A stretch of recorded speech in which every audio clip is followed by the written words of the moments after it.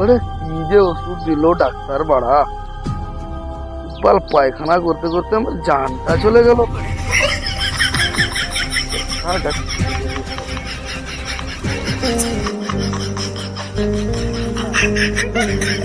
সকাল সকাল কোথায় গেছিলাম চশমা পরে? আরে বাড়া পায়খানা করতে গেছে। কি হয়েছে?